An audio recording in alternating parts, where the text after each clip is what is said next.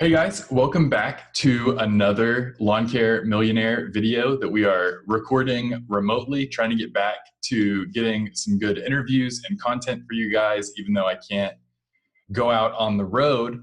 So we are joined today by Naylor from Rookie for Life, LCR. And we are going to be talking about some of his biggest takeaways from a series that he has been working on, at least pre-quarantine. You were also getting out to people's shops. So just wanted to dive right into that with you and just talk a little bit about the Get to Know the Pro series. Like what inspired that series? Yeah, so I mean, ultimately, I was kind of been making YouTube videos for many, many years, and I've based on a lot of different things, traveling and different events like the J Expo for one thing, different ambassador programs that some of the companies, brands have been doing, and I had just kind of gotten around and traveled and met a lot of people, and I started just hearing a lot of great stories of other, contractors out there over the years, and the majority of them don't have a platform that they use to this magnitude. Like some of them may have, YouTube or Instagram or Facebook, but they don't necessarily share their story on it per se. It's more for business or, a mix of business and peer-to-peer stuff where they're posting their equipment setups and asking questions and just more for fun and communicating and being a part of the community, but they're not really like sharing their story in most cases. Other than like the big YouTubers, right? Like the other guys like myself that are constantly putting ourselves out there on YouTube and other platforms, and we've shared our story like a gazillion times probably, even though new followers come. So we still kind of have to kind of go back through that story every now and again and update and stuff, because not everyone has really followed us through the whole journey if they just hopped on this year or last year. So I just heard, I just have, there's so much of that going on, and I was kind of tired, to be honest, of just telling my story all the time and just kind of blogging my daily life and stuff. And it was kind of a point of my career and my life and the whole journey where it was kind of more, it was kind of leveled out, where I was just kind of like on cruise control. Like, all right, this is the point where I'm not like in super growth mode and, for my lawn care business. So I kind of had some extra time where I'm like, well, there's not a whole lot to even talk about on video. There's nothing like, that's going to be exciting. Like I was kind of like looking for things to talk about. So all of those things combined, I decided, I just came up with like this. I thought it would be a cool idea to just have like an actual like on the road, like, like daily vlog, like a day in the life of a, lawn care landscaping professional. Into my man Will's Lawn Service to interview him, get to know the pro, and see a little bit about what makes Will tick and things that maybe some of us don't know. There's this kind of stuff where we where people would Skype or Zoom or do different things like this on the computer, but that's part of it, and I wanted to actually go there. And there's obviously this podcast too, but I wanted to actually go there and be there and see their shop and talk to them and ask them questions, and based on my knowledge as well as whatever I saw and discovered while I was there. And the real goal was to try and find unique things about each guest, each person that it was on an episode, that I could share with their audience if they had one, or most importantly, just the community as a whole, through my platform. I mean, I know I don't have the biggest YouTube channel by any means, but, I figured it would get out there and it would get shared, and if they had their own platform, they would share it. And, and a lot of times their followers didn't even know certain things that I was able to kind of uncover or reveal, and, things that maybe they just never thought about talking about on their own channel if they had one, or platforms, whether they were just on Instagram or if they were also on YouTube. They just didn't share certain things. Sometimes they didn't think about it, or they didn't think it would be interesting or something. So I just really had a good time doing that. And it kind of really evolved into like this, like I really started to enjoy the whole process. And like, it's something that I would like to continue doing. I started season 2 and focused on like $1 million companies, guys like Marvin Salcedo that started from nothing, was solo with nothing, and then built it all the way up to over $1 million with multiple crews and all that. Those are the stories that I really wanted to kind of find and tell. And I know a lot of people throughout the industry that have those stories. So I just have to get to them so that I can tell those stories. So I was able to kind of start that, like you alluded to before. I did 3 episodes, a couple guys a little bit closer, and then went to Texas and visited you guys and visited Tyler and in Tyler, Texas, visited Marvin in Tyler, Texas, and just shot some great video with him and got a lot of insight.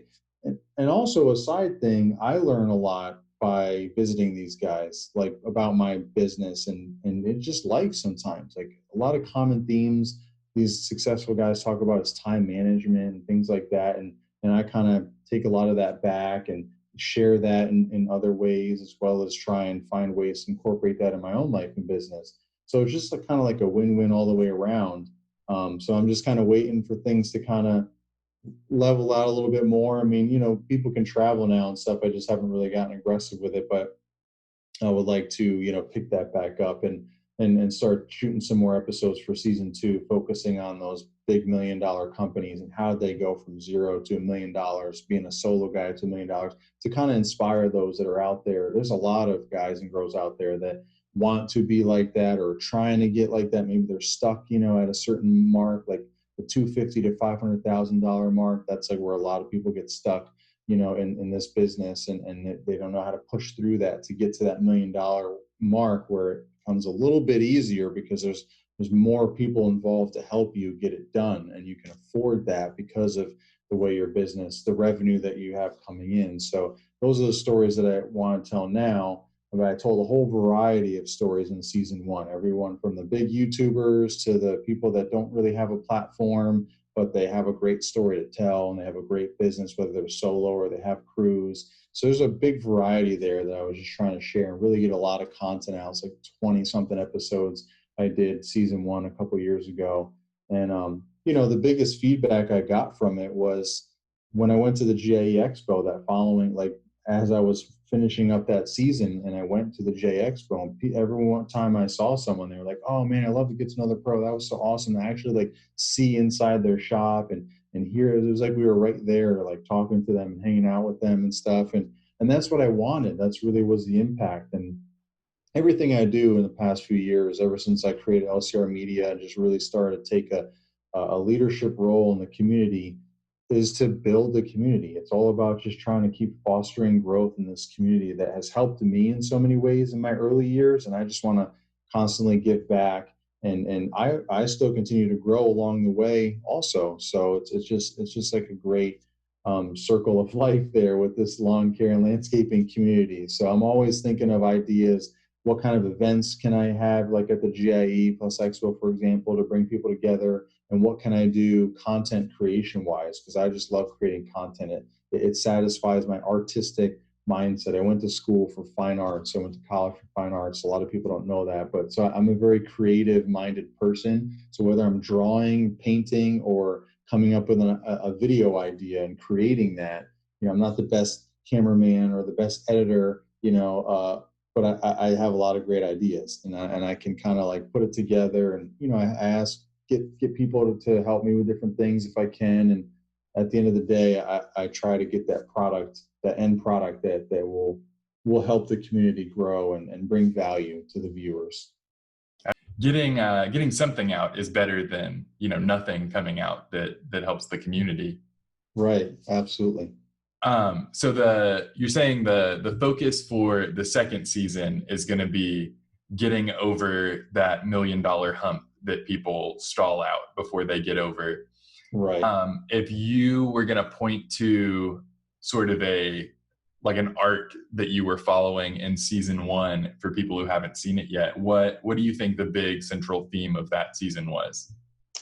So season 1 was a lot of solo guys and girls that just started out. A lot of people that quit their full-time 9-to-5 type job to go all into lawn care and landscaping, and they're just having a lot of success. And a lot, like I'd say probably 50-50, a good mix is people that are already most likely well known from YouTube, you know, and they're all walks of life, from Keith Kelfis to Stan Genetic to, you know, B&B Lawn Care, and they all have various varieties of business. You know, B&B Lawn Care is mainly lawn care, like mowing, and he's dabbling into landscaping, and he was solo for a while. Now he's got a couple of guys. You know, then you got all the way from, you know, Stanley Genetic, who's got this massive company and a massive YouTube channel, and he does all, like, you know, landscaping, hardscaping, and a little bit of mowing, you know, a lot of demolition, all that kind of stuff. So there's a variety there from the YouTube perspective, that the more known folks, but then there's a lot of people that weren't really known that just have a good story to tell, and they're mainly solo, or they have a helper, or their wife is their helper, and they're just kind of like that small business, which is where everyone pretty much starts out. So it's kind of like a good stepping stone to kind of watch everybody, all of their journey, and just kind of listen to how they started, how they got to where they're at.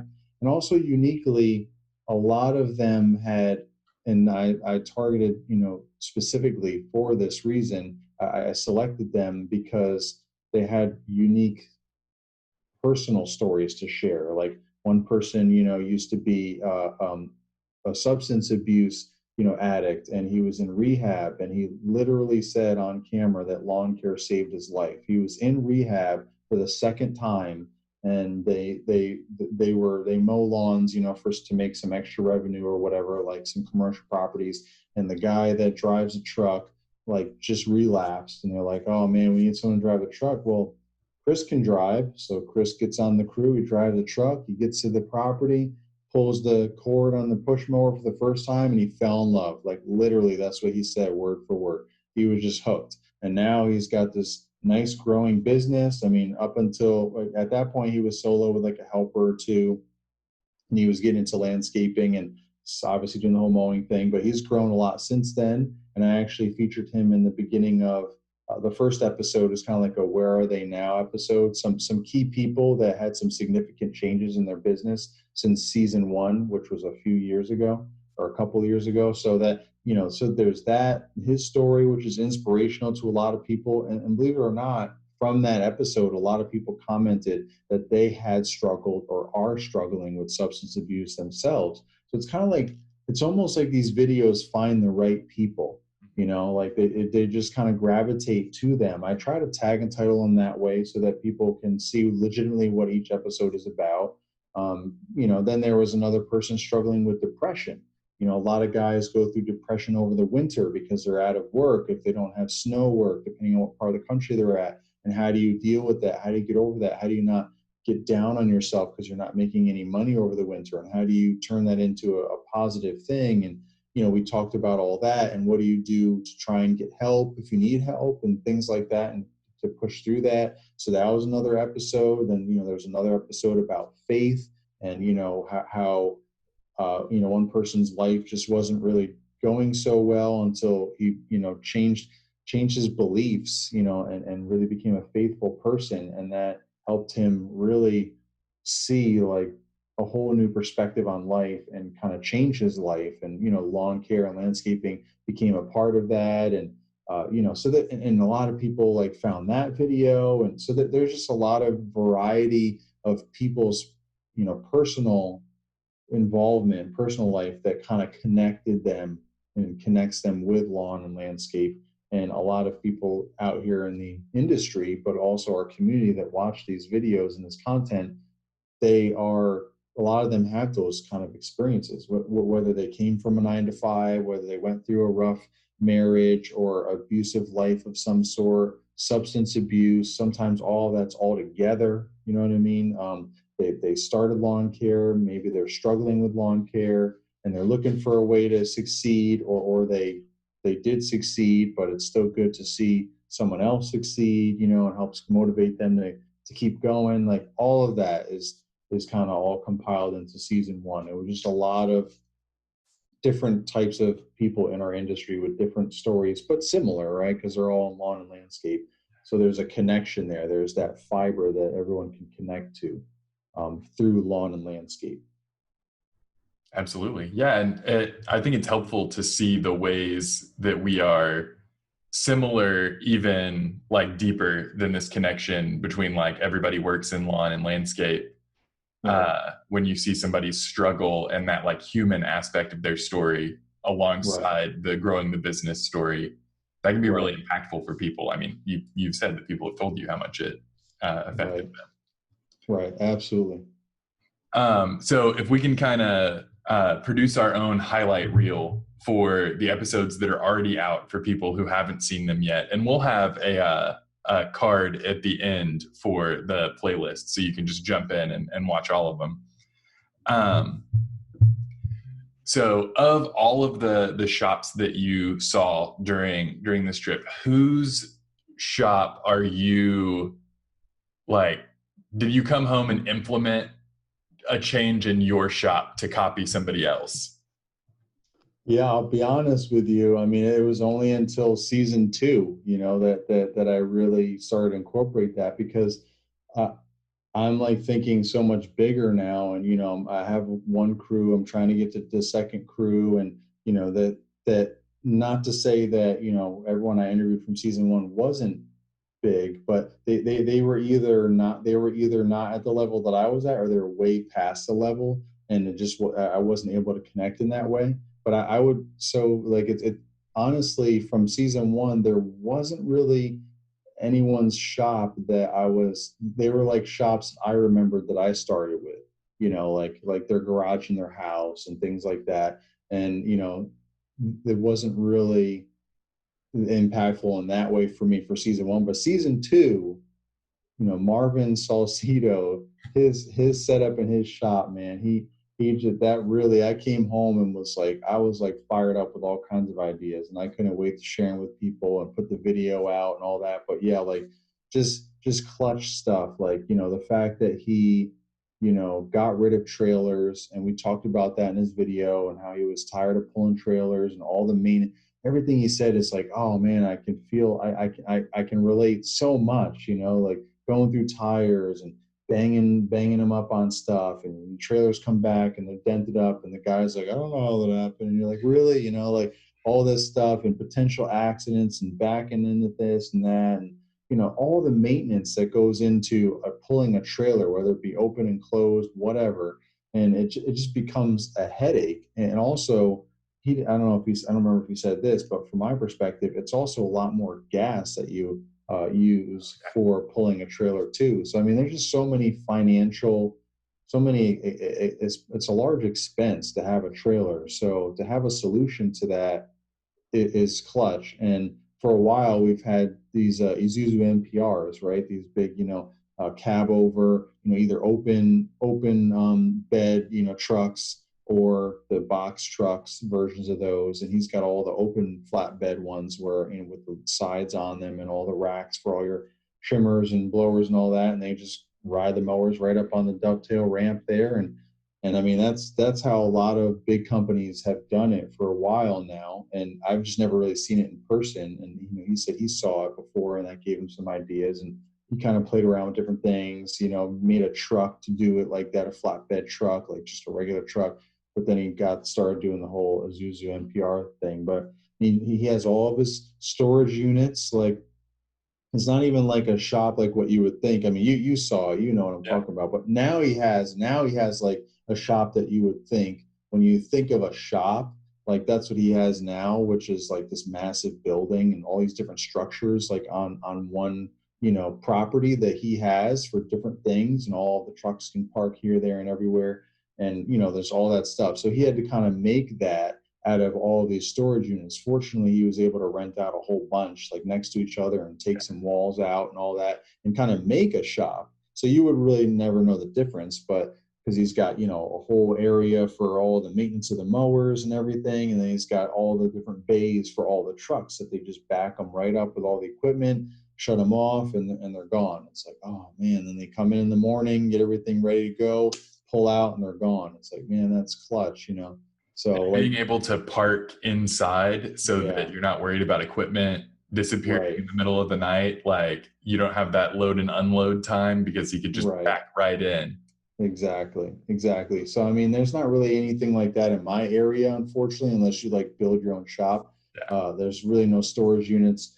conducive for that kind of thing, but or at least not more than just one, bay at a time. So, but there's still a lot of ideas and things to tweak it. So like, that I was really inspired by a lot of things. Like, he's got a lot of guys do this that I've seen, but not on Get to Know the Pro. I've just seen on social media. But he also has like a little like break area for everyone, and he's got a refrigerator, and there's like ice pops and Gatorade and water, and I'm like, man, I've seen that before. That's such a good idea. So I just got a cooler and I put it in my storage unit and put ice and water and Gatorade and ice pops. So the guys, if they need to grab something in the morning, but more importantly, at the end of the day, when they're like depleted, they want to grab an ice pop or grab a Gatorade or something for the road and help kind of replenish them before they leave. And that's just kind of one of those little add-on things, even for myself, grab a Gatorade and chug it when I'm like hot and sweaty and tired at the end of the day, So that's just one of those things that sometimes you just don't really think about, and it just takes somebody else that's already doing it to be like, oh man, yeah, that's such a great idea, which is just another reason why I try to explore this stuff with whoever I can to create this content, So, but I would say Marvin's shop for sure. I've a lot of wheels turning with his shop for sure. And I am excited to see what he has in store for the new facility that he just bought. Yes. So I'll have to get back down there. Yeah, it's looking I think awesome. I might beat you down there. I'm only an hour away. Yeah, seriously. Yeah, I'll be looking forward to that content. Is there, for like people struggling with finance in their business, is there an episode that you would be like, oh, you should hear what this person says about how they, got over those hurdles? Do you have a suggestion there?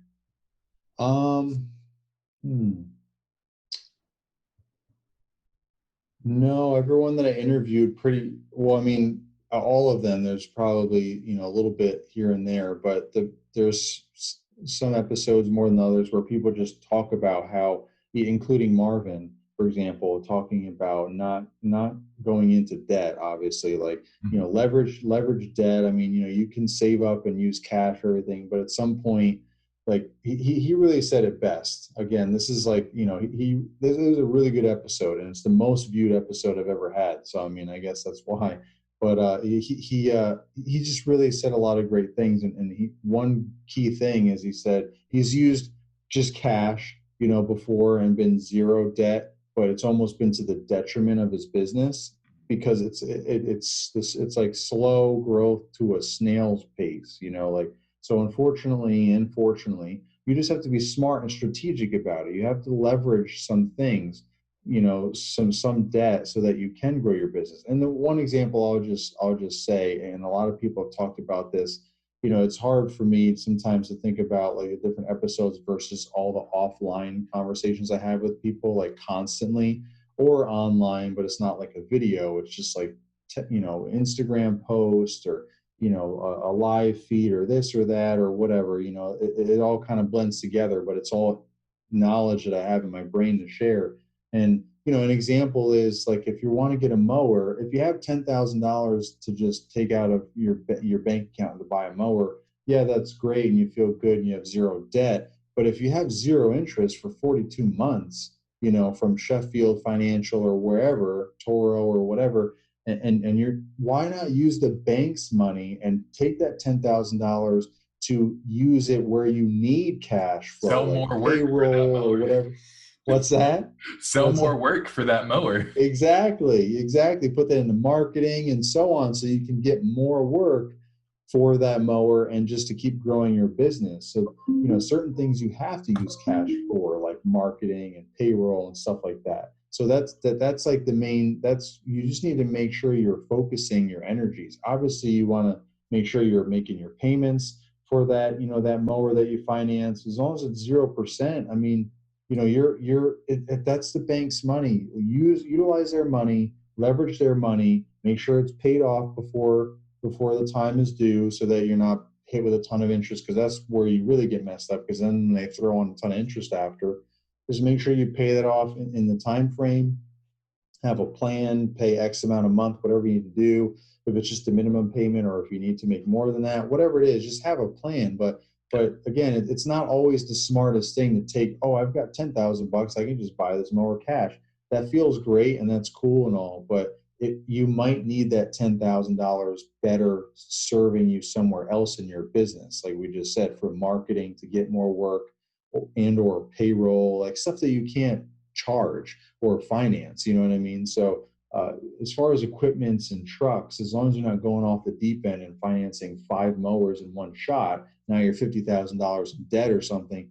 That might not be the best unless you're a huge company and that's just kind of the thing you do. And then you sell all of your used. Like there's a local guy that I know that he recycles his equipment every couple of years. When they get to that whatever that hour mark is, he sells off all the old stuff and finances all the new stuff. All that stuff is already paid off or gets paid off once it's sold, and they just kind of like a revolving thing. So I mean, it's not like he's like, so it seems like a lot of debt, but it's relative to the millions of dollars that they do in revenue, and then they finance, whatever, however many, thousands of dollars in mowers and equipment. So you just have to make sure that you're planning and it makes sense for your business. So that's the biggest thing for finances and struggling is, don't go into debt, make sure you have a plan. But at the same time, you can't do stuff without stuff, right? You have to spend some money to make some money, right? That's like one of those age-old things, but you just have to be smart about it. Don't go into debt. Don't have all this equipment and not have the work for it, or hope they're going to get the work for it or whatever. Like you have to, have the work, get the equipment, and then sometimes, yes, you do have to, make some strategic moves to get more work, because sometimes you hit that wall and you just can't take on any more work until you make another investment, and then you can bring on all that work. But just make sure you're constantly focusing on the right things, putting the right money in the right places. So yeah. Well, for anyone who has not watched everything in the Get to Know the Pros series, there is going to be a card on the end screen to send you over to check that out. Make sure to give Naylor a like and a subscribe, and let us know in the comments which episode meant the most to you. So we'll sign off there.